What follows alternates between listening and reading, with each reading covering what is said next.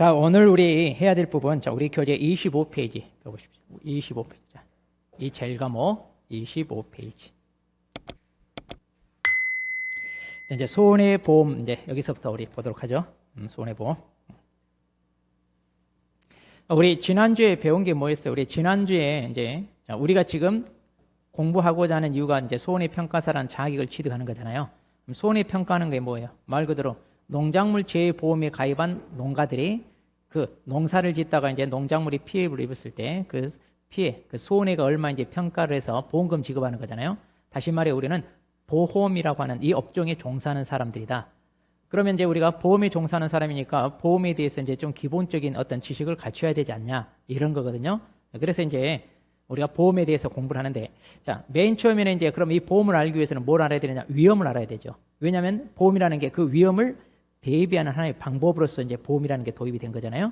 그러려면 이러한 위험에 대해서 이제 대비를 해야 되는데 그 위험이 다 보험이라고 하는 제도를 통하여 대비할 수 있느냐? 그게 아니죠. 대비할 수 있는 위험이 있고 그렇지 않은 위험도 있잖아요. 그래서 이제 그런 위험에 대해서 이제 우리가 좀 살펴봐서 보험으로서 대비할 수 있는 위험인지 아닌지 좀 구분도 해봤습니다. 그렇게 해서 이제 그러면 보험이라고 하는 걸 도입을 해서 이제 그걸 대비를 하는데, 지난주까지는 이제 보험에 대해서 이제 전체에 대한 내용을 배웠어요. 전체 내용을. 자, 그런데 이제 오늘부터는요, 그 보험 중에서도 이제 좀 더 세부적으로 이제 우리가 들어가는 겁니다. 자, 그러면 보험은 이제 크게 어떻게 구분되어 있느냐 이건데, 자, 이거는 우리 법 상법에 이제 규정되어 있습니다. 상법에. 그래서 상법에 보시면 어떻게 이제 보험이 이제 되어 있냐인데, 원래 상법 전체를 보면 상법은 이렇게 총 5개로 나눠져 있습니다. 그래서 여러분들이 1차 과목 공부할 때 1차가 3과목이잖아요. 자, 그래서 제1과목이 뭐예요? 상법, 보험편 그래요. 이거 얘기하는 거예요. 그래서 우리 상법에서 보험이 총 어디에 있냐면 제4편에 담겨 있어요. 그래서 이걸 갖다가 보험편 이렇게 얘기합니다. 그래서 제1과목이 상법, 보험편 이렇게 되는 거죠. 그리고 이제 2과목이 농업재해보험령이 있고요. 3과목이 이제 재배하고 원예 작물학 이렇게 됩니다. 그래서 이제 우리가 보험편 이렇게 얘기하는 거예요. 그럼 이제 보험편을 가서 봤더니 보험편이 또 어떻게 나눠졌냐면 이렇게 셋으로 나눠졌어요. 이게 이제 통칙이라고 하는 것은 이제 보험 전반에, 이 전반에 이제 다루는 내용을 다루는 거고, 크게 그러니까 보험은 또 이렇게 둘로 나눠졌어요. 그래서 이제 인보험이라고 하는 것은 이제 우리 사람, 생명, 신체에 대해서 발생할 수 있는 그런 피해에 대해서 우리가 보상해 주는 거고요. 그리고 이제 손해보험이란 말은 이것이 뭐냐면 한마디로 뭐냐면 이건 재산. 그러니까 이제 뭐냐면 물건에 대한 거예요. 물건.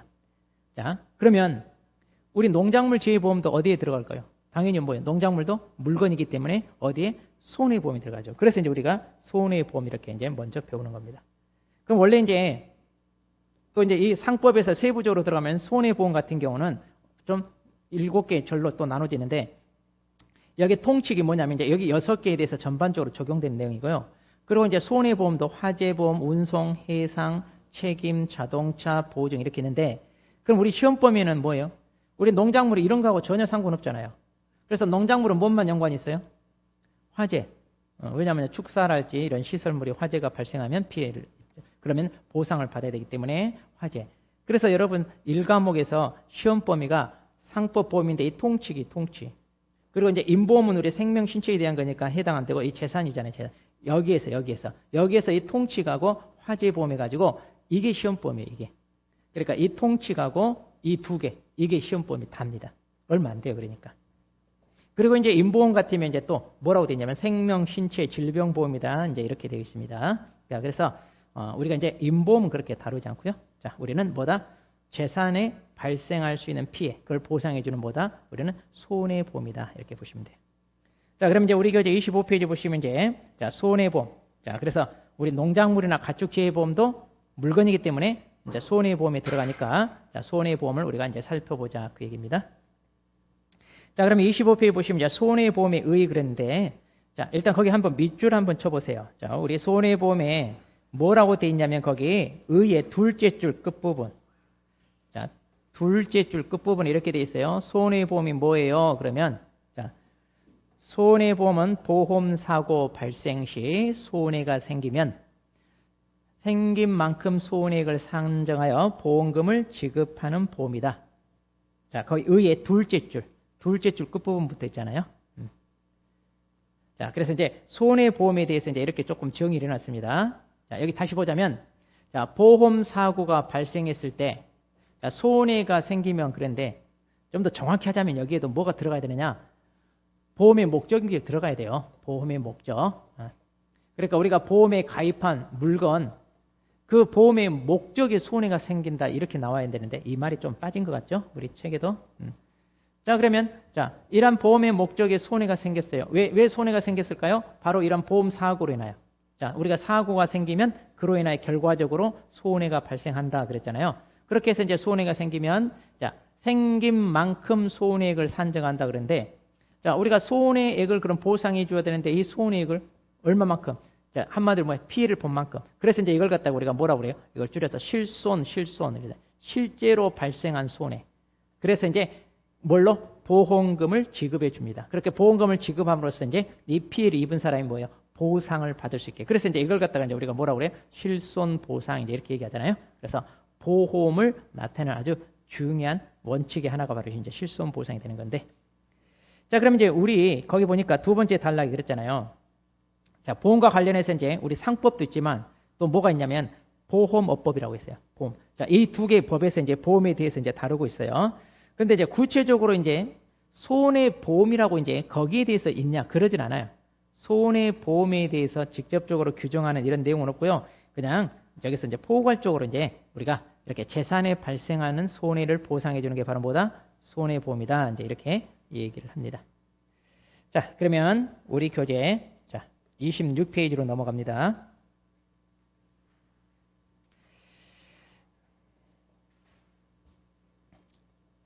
자, 그러면 이제 손해보험의 원리가 나옵니다. 자, 손해보험의 원리. 자, 그럼 이 손해보험의 원리는 조금 기억을 해둘 필요가 있습니다. 자, 이거 시험에 나올 수 있어요. 자, 손해보험의 원리. 그럼 일단 출제가 되면 어떻게 출제되느냐? 손해보험 원리에 대하여 자, 5가지 쓰세요. 이런 식으로. 그러면 거기 목차에 있는 거 있잖아요. 이 목차를 좀 여러분이 지금 머릿속에 좀 넣어두세요. 자, 손해보험의 원리. 그리고 딱 이게 5개거든요. 그러니까 5점짜리 우리 단답형으로 출제하기 아주 좋아요. 이거 아직 출제가 안 됐거든요. 자, 그러면 먼저 손해보험 원리인데 첫 번째가 이제 위험의 분담입니다. 자, 근데 이것은 우리 지난번에도 좀 다룬 것 같은데 보험하면 뭐예요? 보험하면 위험 분담이죠. 보험하면 위험 분담. 그러니까 손해보험도 보험이기 때문에 뭐예요? 여전히 위험 분담이라는 얘기예요. 이것도 보험이기 때문에. 자, 그래서 여기서는 이제 뭐라고 되어 있냐면 자, 거기 보시면 우리 쭉 밑에 자, 두 번째 단락 보여요. 두 번째 단락 보면 이와 같이 어때요? 찾았어요? 거기 보시면 이제 밑줄 쳤어요. 거기 계약자가 보험단체를 구성하여 위험을 분담한다 그랬잖아요. 자, 이거 그 말이에요. 자, 계약자가 그러니까 이제 보험에 가입하는 계약자가 보험단체를 구성하여 위험을 분담한다 그런데 자, 위험을 나눠 갖기 위해서는 뭐예요? 많이 모여야 되잖아요. 많이 모여서 그 사람들이 어때요? 한 사람이 부담해야 될 것을 쪼개서 나눠 갖는 거잖아요. 그래서 이렇게 보험 단체를 구성한다. 이걸 우리가 지난주에는 이걸 뭐라고 그랬냐면 위험을 뭐한다? 결합한다. 이런 말을 썼어요. 위험을 결합한다. 그러니까 동종의 위험을 안고 있는 다수의 자, 많은 사람이 나도 그런 위험이 발생할 수 있으니까 나도 좀 보호를 받고 싶다. 대비하고 싶다. 그래서 이제 모이는 거예요. 이렇게 많이 모이는 걸 갖다가 이제 보험 단체라고 그래. 그럼 이제 그 사람들이 이걸 어떻게 보험료라고 하는 것을 통하여 어때요? 그 위험을 나눠 갖는다 우리 그랬어요. 지난번에. 자, 그 얘기예요. 이것도 똑같아요. 그러니까 계약자가 보험 단체를 구성하여 위험을 나눠 갖는 거다. 이게 이제 위험 분담 그랬죠. 자, 그다음에 이제 이게 이제 그림으로 그리면 잘 보세요. 자, 이제 이거 잘 보세요. 이거 지난번에도 나왔죠.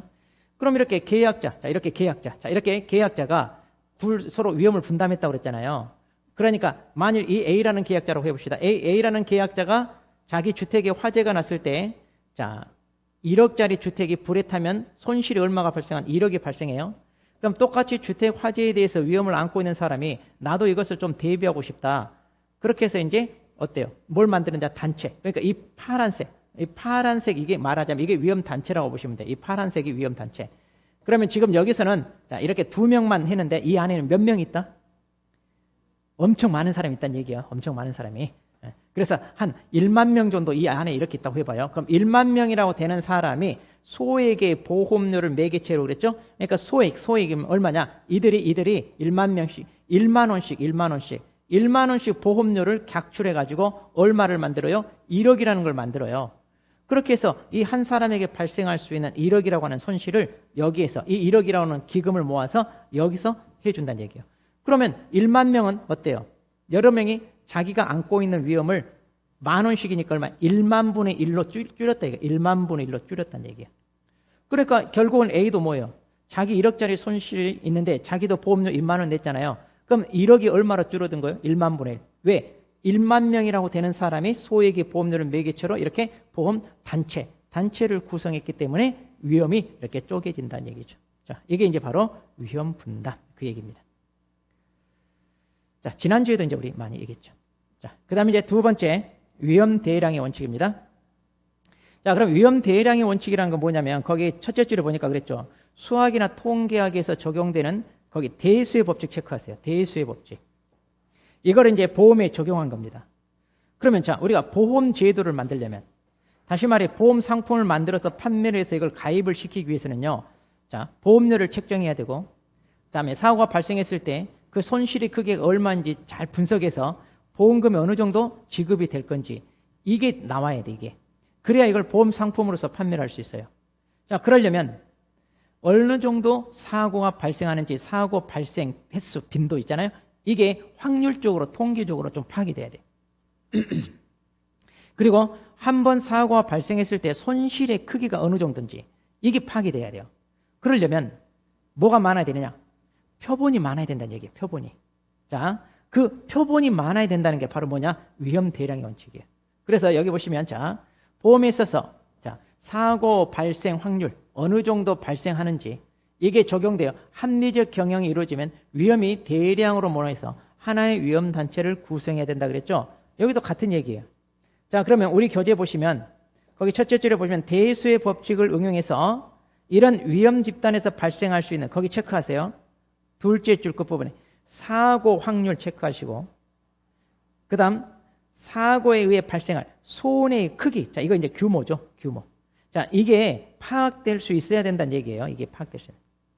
그럼 이걸 제대로 파악하려면 어떻게 된다? 표본이 많아야 된다. 자, 표본이 많으려면 어떻게 된다? 자, 이렇게 많이 모여야 된다는 얘기죠. 그래서 이제 위험 단체를 구성하는 것도 또 같은 얘기예요, 지금. 그래서 자, 우리 교재 보면 거기 그랬잖아요. 자동차 100명을 모여가지고 했는데 쉽게 말하면 이거예요. 자, 어떤 한 사람이 암으로 사망할 확률은 어때요? 한 사람이 암으로 사망 확률은 0% 아니면 100%예요. 그러잖아요. 그럼 이렇게 한 사람만 놓고 보면 어떻게 해야 돼? 그 확률을 50%라는데 이거 엄청난 확률이잖아요. 이런 경우는 보험을 하기 어려워요. 그러니까 이렇게 개개인 한두 명을 가지고 놓고 봤을 때는 정확한 통계를 내기 어렵다는 얘기죠. 그렇게 해서 솔직히 100명만 가지고도 어려워요. 그래서 거기 보시다시피 이제 최대한 정확한 통계를 내기 위해서는 최대한 표본을 많이 확보하자 이거죠. 많이 확보하자. 자, 그렇게 해서 이제 여기처럼 우리 사고 발생 확률, 그러니까 사고 확률, 그리고 한번 사고가 났을 때 손실의 크기가 어느 정도 되는지 이것을 정확히 파악이 되어야 우리가 보험 상품으로 운영할 수 있다는 얘기죠, 지금. 자, 그 다음에 급부, 반대급부, 균등의 원칙입니다. 자, 급부, 반대급부. 자, 이제 오른쪽 갑니다. 27페이지. 자, 그럼 이게 무슨 말이냐면 급부라고 하는 것은 자, 주는 걸 말해, 주는 거. 내가 뭘 주는 걸 급부라고 그러고 반대급부란 말은 내가 줬으니까 나도 거기에 대한 대가로 뭔가 받아야 되잖아요. 이걸 반대급부. 자, 그러니까 급부는 주는 거, 반대급부는 내가 받는 거. 그러면 이게 뭐 해야 된다? 균등해야 된다는 얘기잖아요. 균등해야 된다. 그럼 여기서 말한 이제 급부가 뭐고 반대급부가 뭐냐 이건데 급부라고 하는 것은 뭐냐면 보험료입니다. 보험료. 그러니까 보험에 가입한 사람. 자, 그래서 위험 집단 구성원 각자가 부담하는 이 보험료. 그러니까 이것을 자기가 보험회사한테 주잖아요. 그랬을 때 내가 이제 보험 사고가 발생합니다. 나한테. 그러면 보험회사로부터 뭘 받아요? 보험금. 이게 이제 반대급부예요. 그런데 이게 어때요? 균등해야 된다는 얘기예요. 그러면 만일 균등하지 않고 차이가 생긴다. 자, 보험료를 너무 많이 내. 보험료가 이게 많아. 그런데 보험금은 적게 받아. 그럼 보험료를 더 많이 내면서 이 보험에 가입하고 싶겠어요? 전혀 안 하죠. 자, 그러면 당연히 보험에 가입하지 않습니다. 보험 제도가 사라지죠. 반대로 또 보험회사는요, 보험료는 적은데 자기가 지급되는 보험금이 많아. 그럼 보험금 지출이 많으면 회사가 어때요? 적자를 보죠.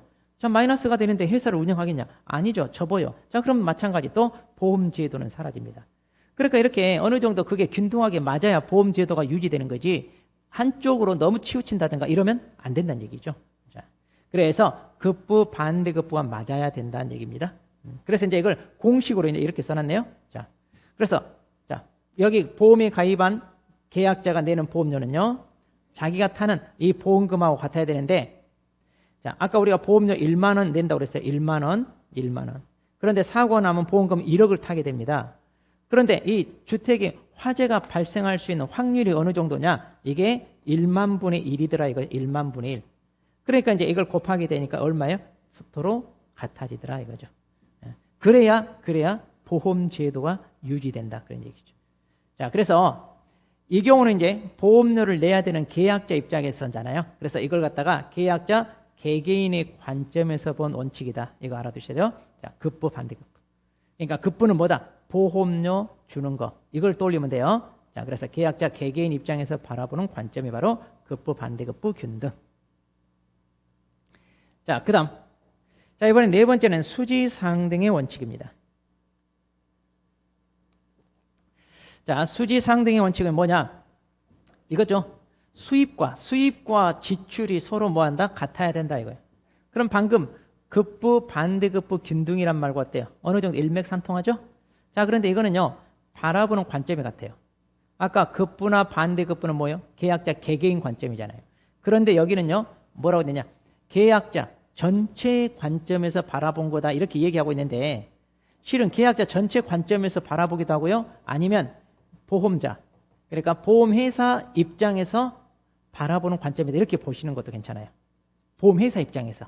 아까는 계약자 개인 입장, 이거는 보험회사. 왜냐하면 자, 보험자, 즉 보험자가 받아들이는 이 수입보험료, 이 수입보험료 총액과 사고 발생 시 지급하는 자, 지급 보험금 총액이 같아야 되죠. 그러니까 마찬가지예요. 보험회사에도 믿지고 장사할 수는 없잖아요. 뭐 땅 파서 장사하는 거 아니잖아요. 어느 정도 보험료 들어오는 걸 봐서 자기가 보험금 지출하더라도 마이너스가 아니어야 보험 제도를 유지하잖아요. 같은 이치예요. 자, 그래서 이걸 공식으로 나타내니까 이렇게 되죠. 자, 간단하죠? 수입 보험료 합계가 지출 보험 합계와 같아져야 된다. 그래서 수지. 보통 우리가 그러잖아요. 수지가 맞아야 한다 이런 말 하죠. 그게 이 말이에요. 거기서 이 말에서 나온 거예요. 수지가 맞아야 된단 말이에요. 그래서 자, 보험회사 입장에서는요, 이 계약자가 어느 정도 가입을 해야 되느냐? 한 1만 명 정도는 가입을 해야 돼. 그래서 보험료를 얼마? 1만 원씩. 자, 그래서 1만 명이 가입해서 1만 원씩 내면 이게 1억이잖아요. 그런데 사고 발생 건수, 자, 한 건 사고가 발생했을 때 평균 지급되는 보험금이 얼마다? 1억이다. 그럼 이제 이게 어느 정도 맞아야 회사를 운영한다는 얘기죠. 이게 이제 안 맞으면 안 되죠. 자, 그래서 이런 공식을 잘 보시고 여기에서 나타내는 원칙이 뭔가 이렇게 쓸 수 있게끔 그것도 하나의 방법입니다. 자, 그 다음에 자, 우리 교재 넘겨서 자, 5번째 이득 금지의 원칙을 봅시다. 자, 우리 보험은 그거잖아요. 물론 이제 일종의 사행계약이기도 합니다. 우리 보험이 사행계약인데 예기치 않게 발생할 수 있는 사고에 대하여 어때 보상을 받는 거잖아요. 자, 그러니까 어느 정도 우연성이 있기 때문에 사행계약이라고 그래요. 우연성. 그런데 그로 인하여 어떤 이득을 얻으면 되느냐? 그건 아니죠. 이득을 얻게 되면 우리가 뭐예요? 역선택이랄지 도덕적 해이랄지 이런 게 나타납니다. 도박처럼 돼버리죠. 도박처럼. 자, 그래서 이득 금지 원칙인데, 자, 피보험자는 이제 보험의 이익을 받는 사람인데, 보험사고 발생 시 실제로 입은 손해만을 보상받아야 돼. 그 이상을 받아서는 안 된다. 자, 여기서 실제로 입은 뭐예요? 손해만을 보상받아라. 그래서 이걸 뭐라고 한다 우리가? 실손보상. 그러니까 실손보상의 원칙, 아주 보험의 중요한 원칙이죠. 자, 그래서 이득 금지의 원칙입니다. 자, 이득. 자, 그런데 이제 이렇게 또 사람은 그러잖아요. 그래서 보험 사기랄지 각종 이런 사고가 많이 터지는데, 이러한 것을 막기 위하여 제도적으로 장치를 마련해 놓고 있죠. 제도적으로. 그래서 이득 금지 원칙을 막기 위한 제도적 장치. 자, 우리 거기 보시면 맨 마지막에 나왔어요. 5번 맨 마지막에. 자, 5번의 맨 마지막 거기. 자, 이득 금지 원칙을 실현하기 위한 법적 규제 해가지고 거기 밑줄 치세요. 자, 초과보험, 중복보험, 보험자대. 자, 이거 쓰라고 할 수 있어요. 이득 금지 원칙을 실현하기 위한 법 규정으로 어떤 것들이 있나요? 그럼 초과. 그러니까 초과보험 인정해요, 안 해요? 인정 안 한다는 얘기예요. 자, 자기 주택이 1억입니다. 자, 1억짜리 주택에 화재가 났어요. 그러면 내가 보험금을 2억을 탄다고 해봐요. 그래서 2억의 보험에 가입해. 자, 이 물건이 가지고 있는 가치, 보험 가액보다 보험 가입 금액이 더 많아. 이런 것을 뭐라고 한다? 초과보험. 그럼 이런 경우는 1억짜리가 불타면 어때? 2억이 받기 때문에 어떤 일이 벌어지냐? 오히려 불을 지르죠. 오히려 불 지르잖아요. 더 많은. 그래서 이런 도덕적 위태 이런 게 나타날 수 있으니까 초과보험 인정 안 하고.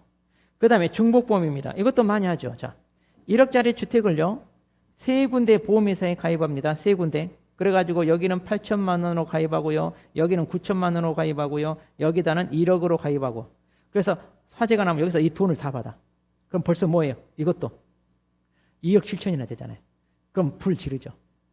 그래서 이렇게 중복보험에 가입했을 때는 어떻게 하느냐? 이거 다 받는 게 아니라 가입 금액에 대해 비례해서 보상받게 하죠. 그래서 이 가액의 한도를 넘을 수 없게끔. 자, 이렇게 이제 다 장치가 마련되어 있고요. 또 보험자대. 자, 이 집을 자, A라는 사람이 만일 실수로 불을 질렀네.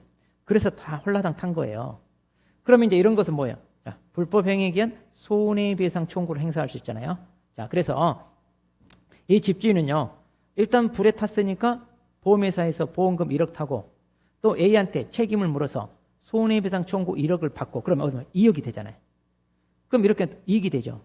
그래서 1억 안 된다는 얘기야. 그래서 보험금을 지급한 보험회사가 그 피보험자, 이 피보험자를 대신해서 어때요? 불법 행위를 저지른 제3자에게 손해배상 청구할 수 있는 거. 이게 보험자 대의라고 그래요. 그렇게 해서 이득을 못하게끔 그냥 가져가는 거죠. 가져가는 거죠. 자, 이런 게 이제 자, 이득 금지 원칙을 나타내는 법 규정. 자, 이거 알아놔야 돼. 3가지. 혹시 이걸 쓰라 할 수도 있어요. 자, 이걸 쓰라고. 자, 초과보험, 중복보험, 보험자 대의 등. 이렇게. 자, 이렇게 해서 이제 우리가 지금 총 몇 개가 있나? 자, 5개. 자, 그러면 시험 내기 좋다고 그랬어요. 이 5개 외우셔야 돼. 자, 그럼 이 5개 어떻게 한다? 위험 분담 그랬잖아요. 위험 분담. 그 다음에 위험 대량의 원칙. 그 다음에 급부 반대 급부. 그 다음에 수지 상등 원칙. 그 다음에 이득 금지 원칙 그랬잖아요. 자, 그러면 이렇게. 자, 저 같은 경우는 이제 이렇게 말을 만들었어요. 자, 손해보험이라고 하잖아요. 손해보험. 자, 손해를 입은, 그러니까 손해보험입니다. 손해를 입은 분대, 우리 군대 갔다 온 분대가 있잖아요. 손해를 입은 분대에게 얼른 급수를 해줌으로써 이득을 보는 걸 막았다. 이렇게. 손해를 입은 분대에게 급수를 해주면서 뭔가 줬다는 얘기죠. 급수를 해줌으로써 이득을 못하게 했다. 이제 이렇게. 한번 이런 식으로 외워보는 거예요. 아니면 뭐 그냥 간단하게 앞글자 따서 분대 급수의 뭐 이렇게 해도 상관없어요. 분대 급수의. 아니면 분대 2급수 뭐 여기다 해가지고 말을 이렇게도 만들어 본다.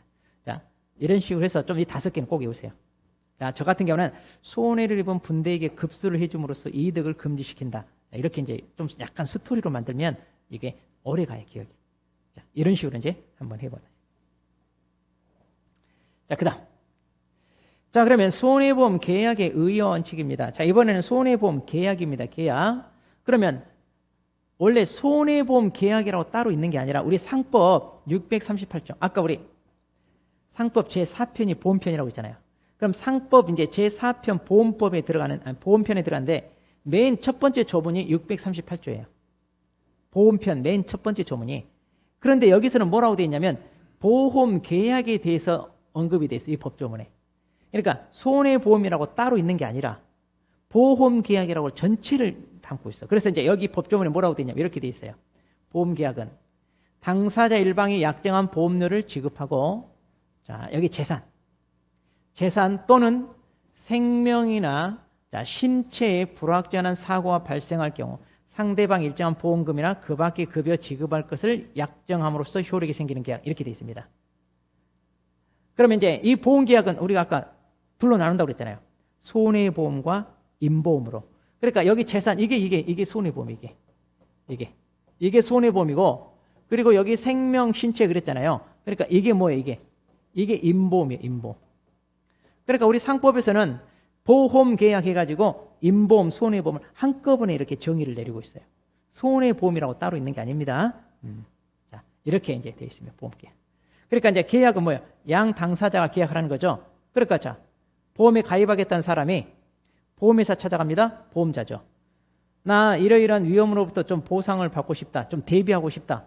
내 보험 가입하고 싶은데 받아달라. 이걸 우리가 청약이라고 그래요. 그럼 이제 보험회사가 좋아요. 내가 받아드릴게요. 자, 여기에 대해서 뭐예요? 승낙을 합니다. 자, 이런 청약, 승낙 이런 것을 이제 의사표시라고 하는데, 두 의사표시가 어때? 서로 맞으면 이제 보험 계약이 체결되는 거예요. 자, 계약은 이런 식으로 보험 가입자와 보험자 사이에 체결되는 계약입니다. 자, 그런데 이제 이렇게 계약이 체결되는데 서로 뭐예요? 대가적인 의무를 부담하죠. 그 의무가 뭐냐? 자, 이 가입자 입장에서는 뭐예요? 약정한 보험료를 지급해야 될 의무가 있고, 보험자는 그러면 이 사람한테 자, 이렇게 사고가 발생했을 때 뭐예요? 보험금 아니면 그 밖에 급여. 그런데 주로 이제 보험금 현금으로 돈으로 주는 게 원칙이죠. 그런데 이제 그 밖에 급여란 말은 다른 뭔가 대체물로 줘도 된다는 얘기예요. 대체물로. 자, 대체물로 이제 줘도 됩니다. 자, 그렇게 해서 이제 이게 보험 계약이 되는 겁니다. 자, 그런데 우리 교재에서는 28페이지 보시니까 그냥 보험 계약이라고 하지 않고 뭐라고 돼 있어요? 손해보험 계약 이렇게 돼 있습니다. 자, 그래서 그러면 손해보험 계약에 여기 보니까 의의와 원칙 그랬네. 그럼 방금 봤잖아요. 우리가 손해보험 계약이. 자, 손해보험 계약은 우리가 따로 있는 게 아니라고 했죠?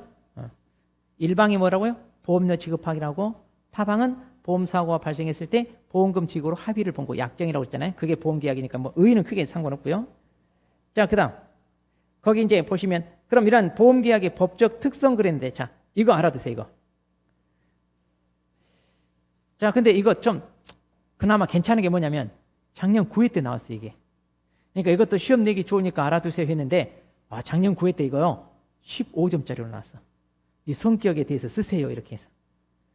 자, 그러니까 혹시 내년에 또 나올 일은 없으니까 그냥 어떻게 보면 가벼운 마음을 보세요. 좀. 내년에 또 나오지는 그래. 자, 그럼 먼저 손해보험 계약은 낙성 분류식입니다. 자, 방금 우리가 그림으로 봤잖아요.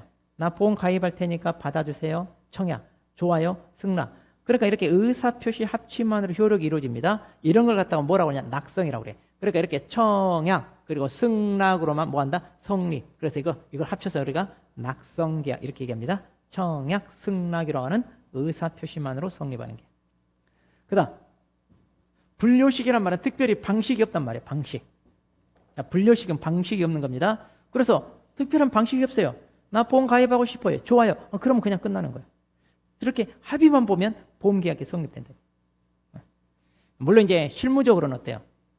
실무적으로는 이제 청약서를 쓴다든가 뭐 이런 식으로 이제 좀 하는 게 있어요. 그런데 그것은 이제 실무적으로 좀 그런 거지, 실질적으로는 우리는 다 뭐다? 분료식 계약이에요.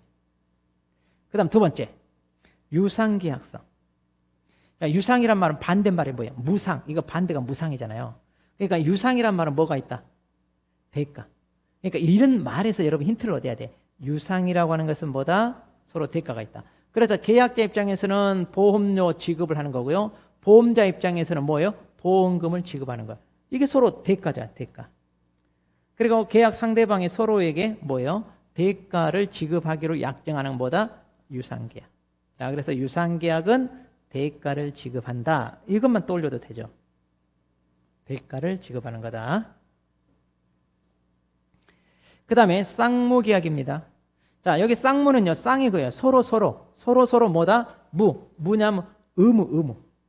그러니까 이제 이번엔 계약 당사자 서로가 뭐 한다? 상대방에게 의무를 부담한다는 얘기예요.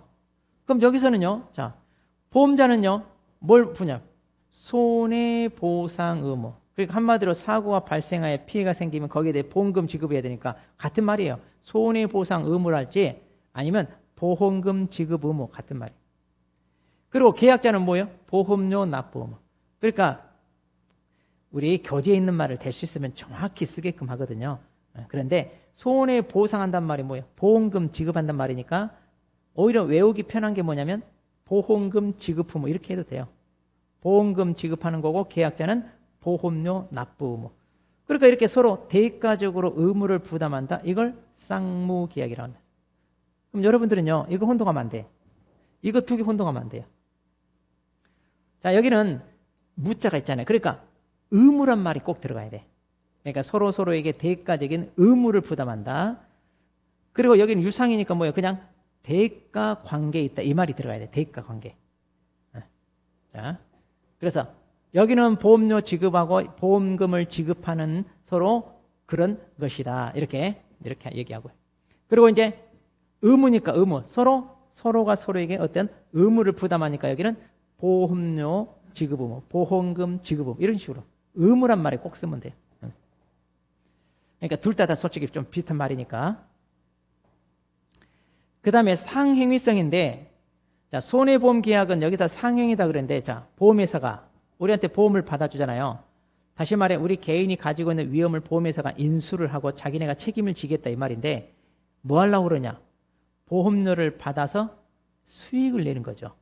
그러니까 보험금이 지급된다 하더라도 많은 사람으로부터 보험을 가입시켜서 그 보험료를 받다 보니까 어때요? 그걸로 수익을 낸다는 얘기죠. 그러니까 이 보험계약도 뭐다? 상행입니다. 상행. 영리 목적으로 하는 사업이다 이 말이에요. 사업. 그래서 우리 보험회사는요, 상법에 따른 회사입니다. 주식회사예요. 주식회사.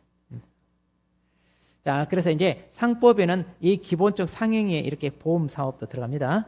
그래서 자, 상행위, 영업행위다. 그 다음 부합계약성이란 말. 자, 이거 중요해요.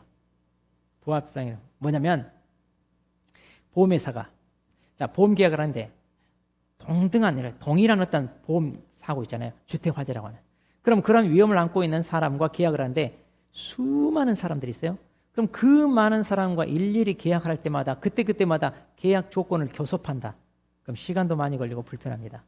그러니까 아예 정형화된 계약 내용을 만들어요. 그걸 이제 약관이라고 그래요. 그렇게 해서 이제 이걸 가지고 계약을 할 거냐 말 거냐 물어봐 가지고 신속하게 좀 편리하게 계약이 체결되는데 그게 바로 부합계약서. 그러니까 당사자 일방이 만들어 놓은 계약 조건 그런데 이 계약 조건 이걸 우리가 이제 뭐로 약관이라고 그래요. 이걸 누가 만든다고요? 당사자 일방. 누가? 보험자가. 자, 보험자가 이런 약관을 만들어서 이대로 계약을 할 거냐 말 거냐 묻기만 해요. 그럼 이제 보험 가입한 사람은 거기에 이제 동의만 하면 돼요. 그래서 그대로 따르는 계약이다. 그러니까 한마디로 어떤 정형화된 조건을 만들어 놓고 그걸 가지고 계약을 해 나가는 거 이런 걸 부합계약. 원래 부합이란 말이 딱 들어맞는다 이 말이잖아요. 딱 들어맞는다.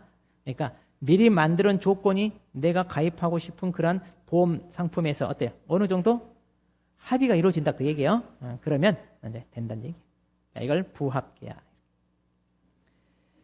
자, 그 다음에 최고 손익성. 자, 이거 보험계약에서 아주 중요한 거예요. 우리가 계약을 할 때, 자, 여러분 지금까지 살아오면서 수많은 계약을 해봤어요. 집을 사고 팔고 할 때도 계약이잖아요. 매매 계약. 또 지금 우리가 살아가면서 계약 한두 번 안 해봤어요. 수백 번, 수천 번 했을 거예요. 그럼 우리가 계약을 할 때 어때요? 나한테 유리하게 해야 돼? 불리하게 해야 돼? 그렇죠. 유리하게 해야 되잖아요. 그래서 어떻게 해서든 나한테 유리하게 협상을 이끌어내기 위해서 나한테 불리한 거 이런 것들은 오픈하면 돼? 안 돼? 안 되잖아요. 나한테 불리한 건 최대한 숨기고 상대방의 약점을 들춰내서 나한테 유리하게 계약을 진행시켜야 되는 게 이게 맞잖아요. 근데 보험계약은 그렇게 하면 안 돼요. 자기한테 불리한 것도 사실대로 다 얘기해야 돼. 그래서 우리가 보통 건강보험 할 때 최근 몇 년 이내에 진단받은 적 있냐? 또 암보험 같은 게 할 때 최근 3개월 이내에 이렇게 진단받은 적 이거 물어보면 다 사실대로 얘기해야 돼. 그거 숨기고 암보험 가입해서 내가 보험금 타겠다. 안 받아요. 자, 그래서 최고 선의성이 되는 게 바로 이 보험계약. 그래서 보험계약 특성상 계약자의 역선택이나 도덕적 해이가 있을 수 있으므로 자, 이게 뭐냐면 역선택은 사고가 나는 쪽으로 보험에 가입해요. 그래서 보험금 타가지고 자기한테 유리하게 하려고. 또 도덕적 해이는요. 보험에 가입해놓고 일부러 사고를 내. 고의로. 그렇게 해서 자기가 보험금 타가려고. 그럼 자기가 납부한 보험료보다 보험금이 훨씬 많이 가니까 이익이 되니까 의도적으로 사고를 일으키는 일이 벌어져. 그래서 이런 식으로 하면 된다 안 된다? 안 된다는 얘기예요. 그래서 보험계약은 뭐다? 신의 성실의 원칙이 요구되는 선의계약성. 자, 그래서 선의계약성 이렇게 해도 되고요. 최고 손해성 이렇게 해도 되고. 자, 그래서 보험계약의 아주 중요한 특징이 바로 최고 손해성. 또 이런 부합계약서 이런 것들도 보험의 아주 중요한 특징이죠. 그래서 9회 때 시험에 어떻게 나왔냐? 보통 이렇게 써놓고요. 이 특징 이것을 한 5가지 쓰라 뭐 이렇게 해도 돼요. 보통 가장 많이 나오는 게 이거. 자, 손해보험계약의 법적 특성 5가지 정도 쓰세요. 이렇게 하는 게 맞아요. 5점짜리로. 아니면 여기 해설 내용을 써놓고 여기에 들어가는 자, 보험계약의 특성을 쓰세요. 자, 원래는 이렇게 나왔어야 돼. 근데 작년 9회 때 어떻게 나왔냐? 자, 이거 하나, 이거 둘, 이거 셋, 그 다음에 이것도 있었나요? 이렇게 5개인가요? 낙성은 그리고 하나 더 빠졌네요. 우리가 지금 보니까 그러고 보니 하나 더 계속해서 부합계약성이 없었어요. 그래서 계속해서 자, 이거 마저 설명하고 할게요. 자, 계속계약서라면 우리 보험계약은요, 보험기간 동안에 뭐예요? 계약이 계속 유지된다 이 말이에요. 계약이. 자, 이거 반대말로 일시적 계약이라고 그래. 일시적 계약은 뭐냐? 우리 매매계약 같아요. 사고 팔고 했어. 그럼 그 땡 끝나잖아요. 더 이상 얼굴 볼 일이 있다 없다? 없다. 근데 보험계약은요, 계약 기간 동안 이게 1년이 될지 10년이 될지 모르잖아요. 우리 건강보험 80세까지 100세까지 보장받고 이러잖아요. 계속 유지되는 계약이에요. 자, 그래서 보험기간 중 당사자 권리 의무가 계속 유지되는 계속 계약이다 이 말이에요.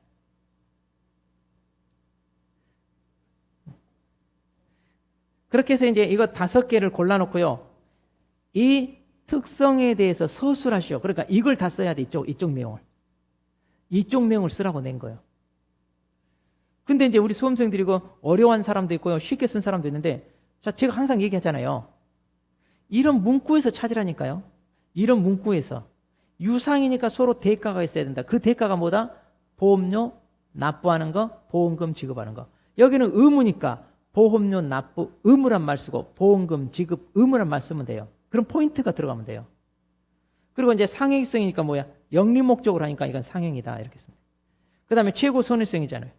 여기서는 역선택의 도덕 체의를 막기 위해 시인의 성실이 요구된다. 다른 계약과 달리 보험계약이 아주 중요한 특징이고 계약 기간 동안 계속 권리 의무 관계가 유지된다. 쓰는 거 어렵지 않죠. 이렇게 포인트만 딱딱 잡아서 쓰면. 그래서 15점짜리도 어떻게 보면 고마운 거지. 이런 게 15점짜리는 계산 문제 푸는 것보다 훨씬 좋았죠.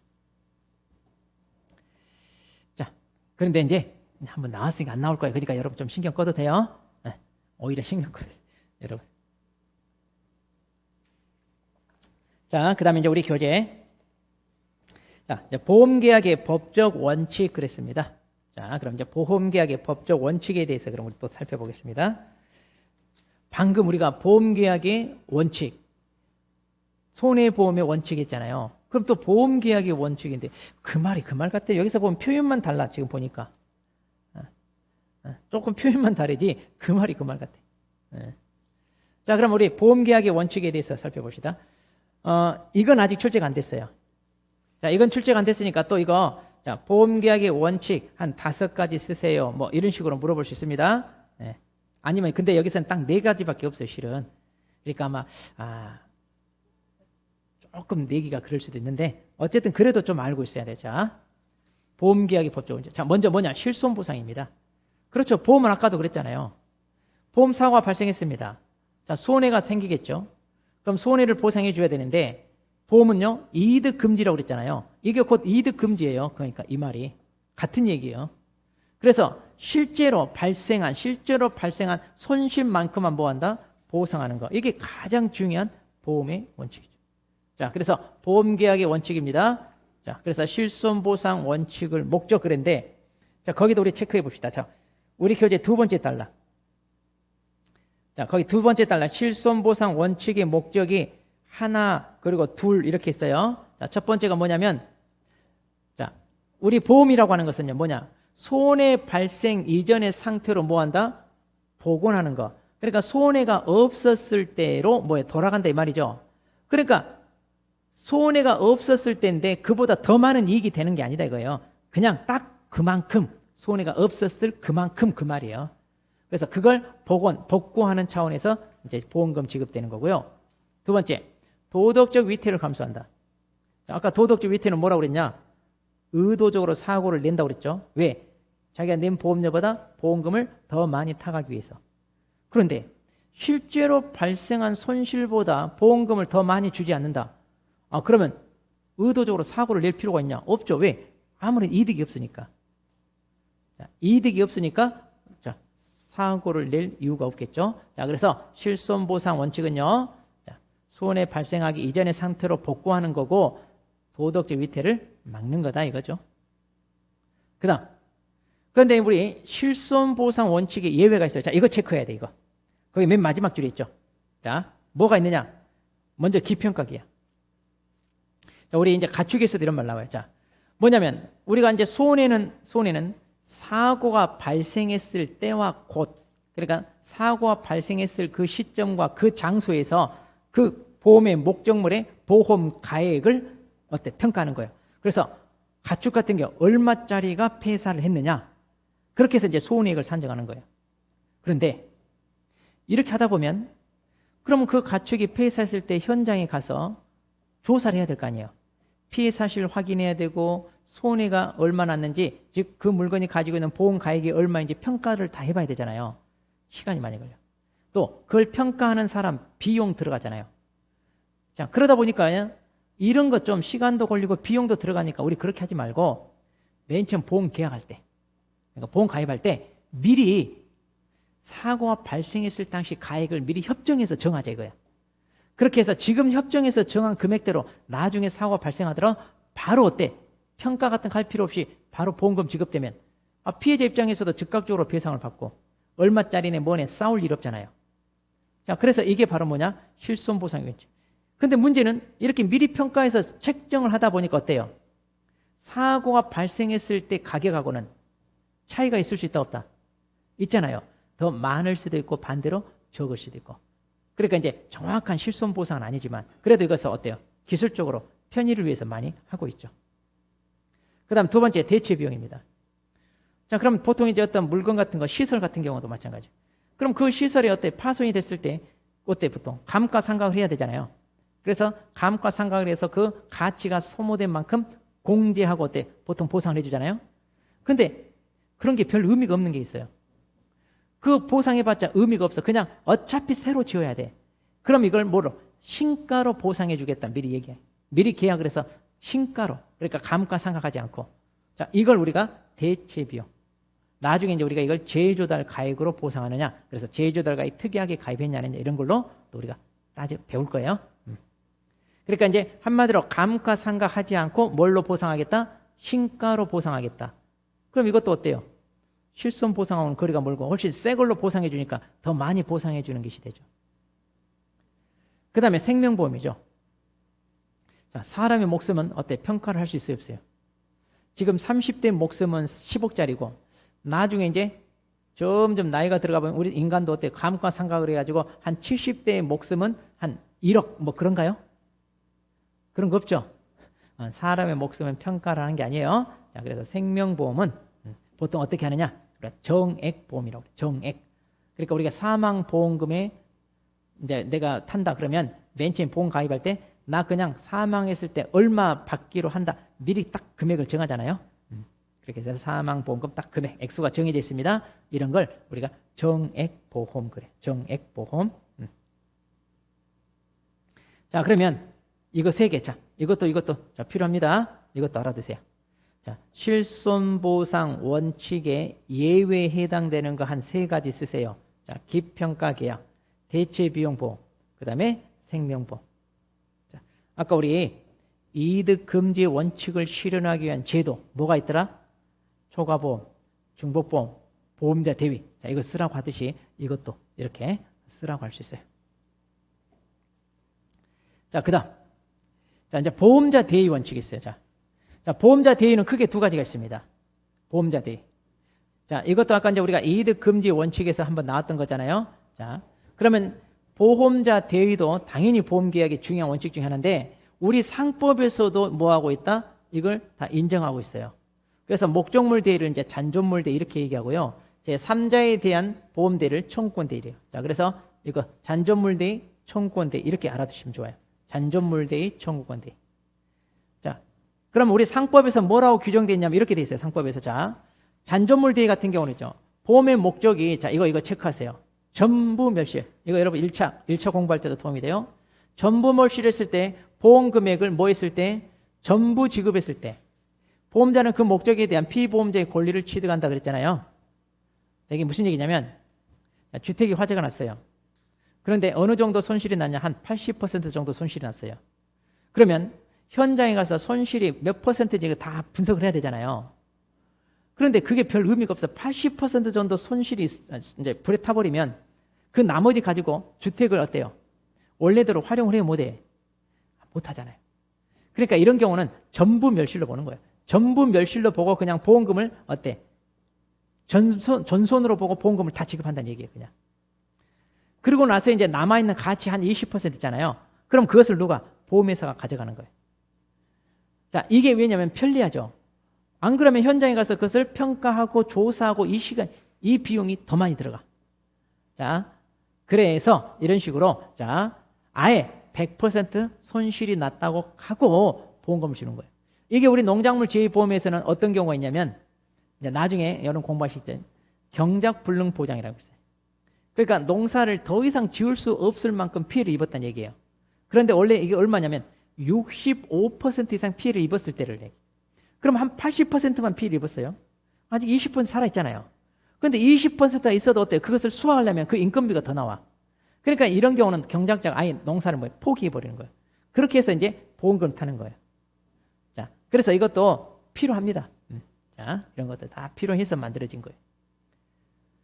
그 다음에 청구권 대위는 아까도 잠깐 나왔습니다. 손해가 제3자의 행위로 인하여 발생했을 때입니다. 그러면 일단 보험회사는요, 계약에 따른 보험사고이기 때문에 자, 당연히 보험금 지급을 합니다. 그런데 이제 문제는 계약자는요, 그러면 그 제3자에서 피해를 입었으니까 제3자한테 또 불법행위에 의한 손해배상 청구를 해가지고 이중으로 보상받을 수 있잖아요. 그러니까 그걸 막는다 이거야. 그래서 보험금을 지급했다면, 이렇게 보험자가 보험금을 지급했다면 이 말이 포인트, 이 말이. 그 지급한 금액 한도에서 제3자에게 자, 그 계약자가 가지고 있는 그 권리를 대신 가져가는 거. 이걸 대위권이라고. 자, 그래서 이중으로 이득을 보는 걸 막는다 그랬습니다. 자, 이게 이제 보험자 대위입니다. 자, 그러면 우리 교재 자, 32페이지 보시면 자, 32페이지 보시면 이제 자, 맨 밑에 그럼 이런 보험자 대위의 원칙은 세 가지 목적이 있다 이렇게 돼 있어요. 자, 32페이지 그 밑에 이러한 자, 그런데 여기서 이제 보험자 대위의 원칙에 자, 세 가지 목적인데 보니까 이제 잔존물 대위, 청구권 대위인데 이 내용을 보니까 이게 주로 다 뭐냐면 여기 청구권 대위에 해당하는 것 같아요. 보니까 청구권 대위에 해당하는 것 같아요. 자, 한번 보세요. 피보험자가 동일한 손실에 대해 책임 있는 제3자와 보험자로부터 이중으로 보상받는 것을 막는다. 그렇죠. 여기서 이제 보험회사가 이 청구권 대위를 행사하니까 이중 보상을 막는 거고요. 그 다음 보험자가 보험자 대위권을 행사하게 함으로써 과실 있는 제3자에게 손실 발생을 책임 묻는 효과가 있다. 그러니까 이제 손해를 일으킨 제3자가 야, 너 어차피 보험금 탈 거니까 나한테 책임 묻지 마. 이렇게 나온다면 안 되죠. 그러니까 잘못한 사람은 거기에 따른 책임을 져야 돼요. 그러니까 직접적으로 피해 입은 사람은 보험금을 통하여 보상을 받았다 하더라도 보험금을 지급한 보험회사가 손해배상 청구권을 행사한다는 얘기죠. 그 다음 자, 보험자 대위권은 계약자나 피보험자 책임 없는 손실로 인해 보험료가 인상되는 것을 막는다. 그렇죠. 자, 우리 자동차 사고가 났어요. 그럼 보험회사가 다 보험 처리해 줍니다. 그럼 우리가 사고를 내면 우리 어떻게 돼? 다음부터는 보험료가 올라가잖아요. 그런데 내가 잘못한 게 아니라 상대방 과실로 사고가 났어요. 그럼 보험회사가 이제 우리한테 보험금 지급해주고 대신 어때요? 그 가해자 쪽한테 책임을 묻잖아요. 그러면 보험회사가 어때요? 자기네가 책임을 물을 수 있기 때문에 어때요? 손실이 나지 않잖아요. 그렇기 때문에 보험 가입한 사람한테 보험료를 또 올려달라 할 필요 있다 없다? 없죠. 그래서 계약자나 피보험자 책임 없는 사유로 이렇게 발생했습니다. 제3자에 의해서 발생했다는 얘기예요. 그러니까 제3자에 의해서 이렇게 손해가 발생했을 때는 보험료가 할증되거나 그럴 일이 있다 없다? 없다. 왜? 보험자가 대위권 행사하니까. 그러니까 어떻게 보면 이게 다 청구권 대위의 목적에 해당되는 것 같아요. 보니까. 네. 자, 그래서 보험자 대위 원칙이고요. 자, 그다음 우리 피보험의 원칙이 있습니다. 자, 이거 아주 중요해요. 피보험 이기 원칙. 이거 아주 중요합니다. 피보험 이기 원칙. 자, 뭐냐면 일단 피보험 이익이라는 게 뭐냐? 피보험 이익이라는 게 뭐냐면 계약자가 보험 담보물에 대해 이거 보험 담보물이 이제 보험 목적물입니다. 보험 목적물에 대해 가지는 경제적 이해관계 그랬잖아요. 경제적 이해관계란 말은 뭐예요? 그 물건이 가지고 있는 가치, 즉 이걸 금전, 돈으로 평가하는 거 말이에요. 돈으로. 그러니까 쉽게 말하면 이거예요. 피보험 이익은 그 보험의 목적물에 어떤 사고가 발생했을 때 보험 이익을 받는다 이 말이에요. 보험 이익을 받는데 다시 말해 보상금을 받는데 얼마만큼 받을 수 있느냐 이 말이야. 그 물건이 가지고 있는 가치만큼. 그러잖아요. 그 물건이 가지고 있는 가치만큼 손실이 발생했기 때문에 보험금을 타더라도 그 물건이 가지고 있는 가치만큼 보험금을 타지 그보다 더 많이 받아가지는 없잖아요. 그래서 여기 경제적 이해관계란 말은 이걸 이제 다른 말로 그 물건이 가지고 있는 가치니까 이걸 이제 우리가 뭐라고 하느냐 보험가액 그래요. 즉 그 물건이 가지고 있는 가치. 자, 그러니까 이거죠. 자, 1억짜리 주택이 화재가 났어요. 자, 홀라당 불에 탔어요. 그럼 이 사람은 얼마 손해를 입은 거예요? 1억. 그럼 보험금을 타게 되면 얼마까지 탈 수 있다? 1억. 그러니까 그 물건이 가지고 있는 뭐예요? 경제적 이해관계. 그 물건이 가지고 있는 가치. 이걸 얘기하는 거예요. 이걸 피보험이기. 그러니까 1억이라고 하는 손실이 있어야 어때요? 내가 보험금을 탈 거 아니에요. 1억이라면서. 그러니까 피보험 이익이 존재해야 보험에 가입할 수 있고 피보험 이익이 없으면 보험에 가입할 수 없어요. 그러니까 이 물건이 가지고 있는 가치. 이걸 이제 보험 가입이라고 하는데 자, 이 물건이 가지고 있는 어떤 가치가 없어. 가치가 없으면 보험에 가입할 수 없죠. 왜? 뭔가 손실이 발생해서 보험금을 타야 되는데 가치가 없는데 무슨 보험금이 타냐 이거지. 자, 그래서 피보험이익이 있어야 된다는 얘기죠. 즉, 그 물건이 가지고 있는 보험 가치, 보험으로서의 가치, 그게 있어야 되는 거예요. 이걸 갖다 이제 우리가 보험 가액 그럽니다. 그러니까 직접적으로 보험 가액이란 말 안 쓰지만 우리 상법에서도요. 자, 이걸 갖다가 이제 뭐라고 하느냐면 보험 계약의 목적 이렇게 해요. 우리가 보험 계약을 체결하는 목적은 뭐냐? 이 물건이 가지고 있는 가치가 손실을 입었을 때 그 손실에 대해서 보험 이익을 받겠다. 보상을 받겠다. 그거 얘기하는 거예요. 그거. 자, 그래서 피보험 이익의 원칙 아주 중요한 거예요. 그러면 피보험 이익이 자, 세 가지 목적이 있습니다. 그 중간에 이제 첫째, 둘째, 셋째 이렇게 돼 있어요. 동그라미 쳐서 여러분 체크하세요. 첫째, 둘째, 셋째. 자, 피보험 이익이 원칙이 갖는 목적. 자, 도박을 방지한다 그러는데 왜 그러냐? 이 물건이 가지고 있는 가치가 1억이잖아요. 그럼 여기에 손실이 발생했습니다. 이 1억보다 더 많이 보상받을 수 있다 없다? 없어요. 그래서 도박이 안 돼요. 도박은 10만 원 배팅해서 100만 원 더 많이 벌겠다 이런 거잖아요. 안 돼. 딱 그 물건이 가지고 있는 가치. 그래서 의도적으로 사고를 일으킬 수 있다 없다? 없어요. 그래서 도덕적 위태도 감소가 되는 거예요. 그리고 자, 계약제 손실의 크기를 측정할 수 있다. 그렇죠. 그 물건이 가지고 있는 가치가 얼마냐? 그 가치만큼 손실이 발생하니까 손실의 크기라고 하는 것은 곧 뭐다? 그 물건이 가지고 있는 가치를 얘기한다 그 말이에요. 그게 바로 피보험이익이다.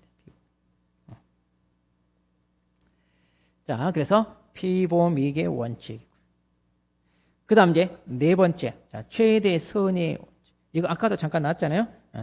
우리 계약은 어떻게 해서든 자기에게 유리하게 협상하는 게 이게 사적 자치 영역에서는 중요한데 우리 보험계약은 그게 아니라고 그랬죠? 자기에게 불리한 것도 다 얘기해라. 자, 그래서 보험계약의 특성상 계약 당사자의 일반 계약보다는 훨씬 더 정직성 또 시인의 성실이 선이랄지 또는 시인의 성실이 요구된다 그랬습니다. 그러니까 불리한 것도 다 얘기해라. 다 얘기해라.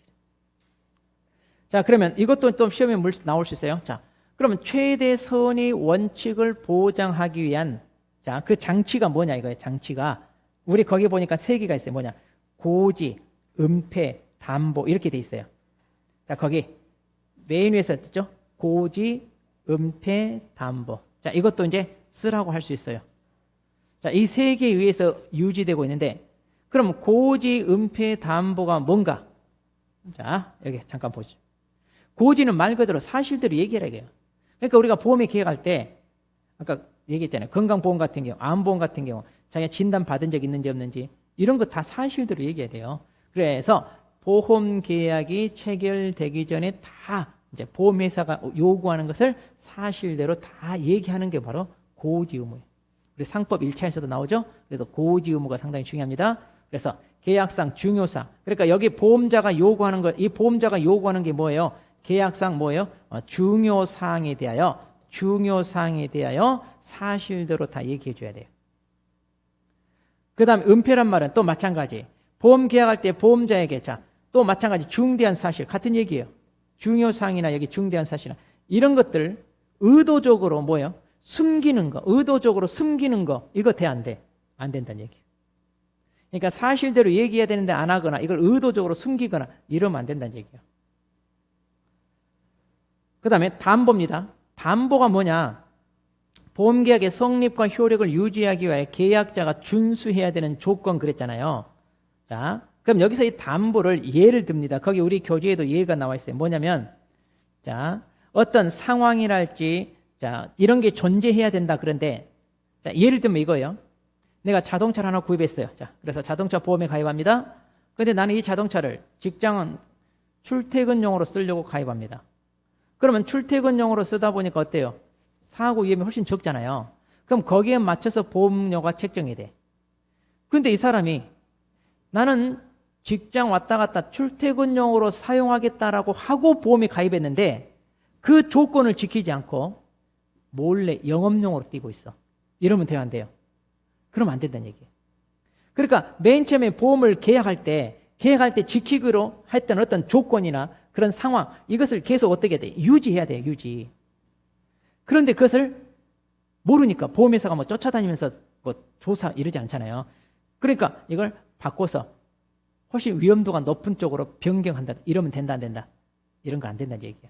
그러니까 계약을 체결할 때 지키기로 이렇게 준수하기로 했던 그런 조건은 이것은 다 어떻게 해라?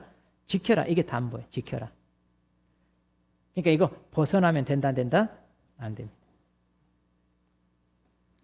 자, 이렇게 해서 이제 우리가 네 가지. 자, 지금 보험계약 이거 네 가지 구분하겠어요, 지금? 자, 처음으로 돌아와서. 자, 우리 보험계약의 원칙입니다. 보험계약의 법적 원칙. 자, 그럼 다시 한번 정리해 봅니다. 자, 뭐라고 그랬어요? 실손보험, 필손보장이고, 그 다음에 뭐가 있어요? 보험자 대위가 있고, 그 다음 피보험이익이 있고, 자, 그리고 최대 선의 원칙이 있고, 피보험이익이 있고, 그랬잖아요. 이것만 순서를 좀 바꿔서 외웁니다. 자, 이것만 순서를 조금 바꿔. 제가 이렇게 해요. 실제로 손실을 입은 대위가 최대로 피를 보기 때문에 뭐가 필요하다? 보험 계약이 필요하다. 이렇게 외웠어요, 저는. 자, 그래서 보험 계약의 원칙입니다. 실제로 손실을 입은 대위가 최대로 피를 보기 때문에 보험 계약이 필요하다. 그렇게 해서 보험 계약의 원칙 네 가지. 실손 보장의 원칙, 보험자 대위 원칙, 최대 선의 원칙, 그다음에 피보험 이익의 원칙 이렇게. 자, 이렇게 해서 여러분들도 조금 암기하십시오. 자, 그다음에 이제 우리 이제 보험계약 당사자의 의무. 자, 그러면 여기서부터 우리 또 잠깐 쉬었다가 그럼 보도록 하겠습니다.